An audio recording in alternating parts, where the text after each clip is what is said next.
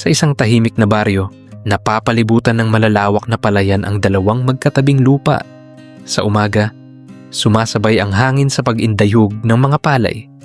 Sa hapon, kumikislap ang tubig sa pilapil sa ilalim ng araw. Ang unang lupa ay kay Mang Ricardo. Malawak ito at maayos tingnan. May traktora na nakaparada sa gilid. May ilang tauhan na abala sa pagtatrabaho. Kapag dumarating siya, mabilis kumilos ang lahat. Kilala siya bilang mayaman at makapangyarihan sa lugar. Sa katabi nitong lupa ay si Mang Nilo. Maliit lamang ang kanyang sakahan. Wala siyang traktora. Wala rin siyang tauhan. Siya mismo ang nag-aararo, nagtatanim at nag-aani. Mabagal ang kanyang galaw, ngunit puno ng tiyaga. Sa pagitan ng kanilang lupa ay may isang simpleng batong nakatayo, isang muhon. Tahimik itong nagsisilbing hangganan ng kanilang pag-aari. Araw-araw pareho silang nagtatrabaho sa ilalim ng araw, ngunit magkaiba ang kanilang paraan ng pamumuhay. Sa unang tingin, payapa ang lahat. Ngunit sa gitna ng katahimikan, may isang bagay na unti-unting magbabago. Isang gabi, tahimik ang buong baryo. Wala halos marinig kundi ang huni ng kuliglig at mahinang ihip ng hangin sa palayan. Madilim ang paligid, walang buwan na nagbibigay liwanag. Dahan-dahang lumabas si Mang Ricardo mula sa kanyang bahay. Walang kasamang tauhan, siya lamang mag-isa. Naglakad siya papunta sa pagitan ng dalawang lupa. Sa kinaroroonan ng muhon, huminto siya sandali, tumingin sa kaliwa, tumingin sa kanan. Tiniyak na walang nakakakita. Pagkatapos, yumuko siya at marahang itinulak ang bato. Kaunti lamang. Halos isang dangkal, ngunit sapat para mabago ang hangganan. Tumayo siya at tiningnan ang kanyang ginawa. Sa dilim, tila walang nagbago. Tahimik pa rin ang paligid. Ngunit may isang bagay na hindi nakatulad ng dati. Kinabukasan, habang naglalakad si Mang Nilo sa kanyang lupa, napahinto siya. Napatingin siya sa muhon. Parang gumalaw ang hangganan, mahinang sabi niya. Lumapit siya kay Mang Ricardo upang magtanong. Ngunit ngumiti lamang ang asyendero. Matagal nang ganyan yan, sagot niya. Baka nagkakamali ka lang. Hindi na sumagot si Mang Nilo. Tahimik siyang tumango. Ngunit sa kanyang dibdib, may duda na unti-unting tumubo.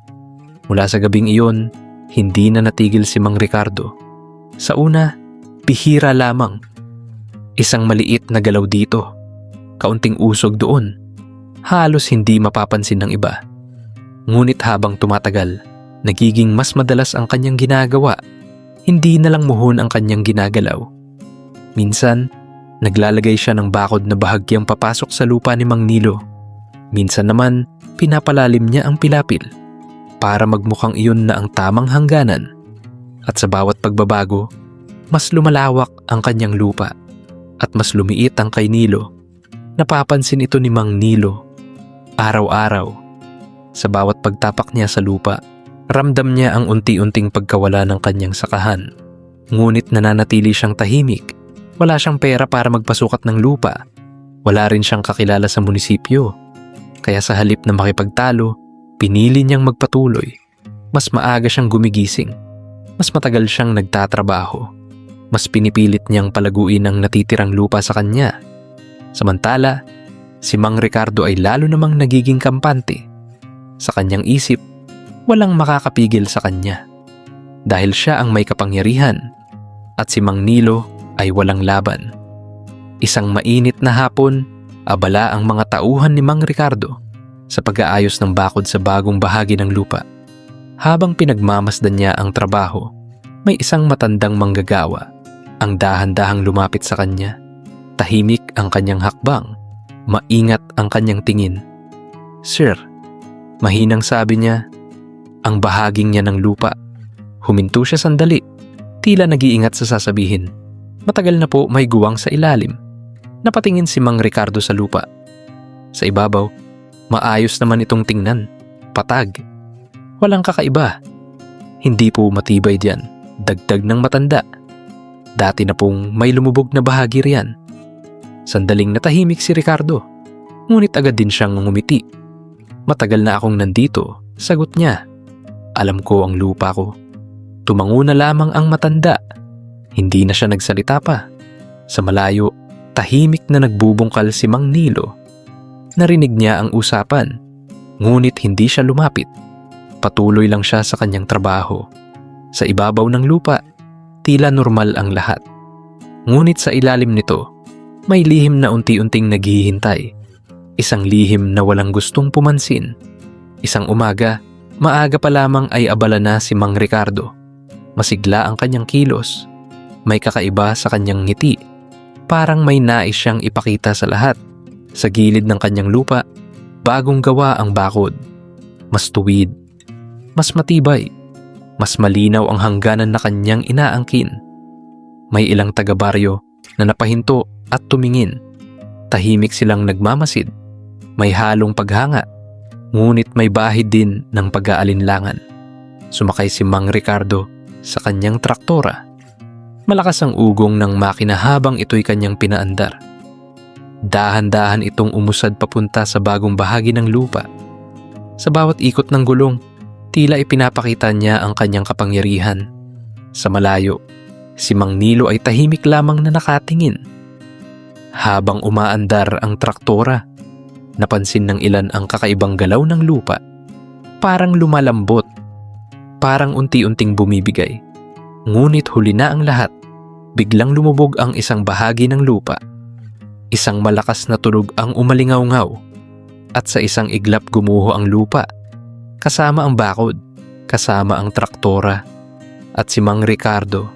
Nagtipon ang mga tao sa paligid ng gumuho na lupa. Tahimik ang lahat. Wala munang nagsalita.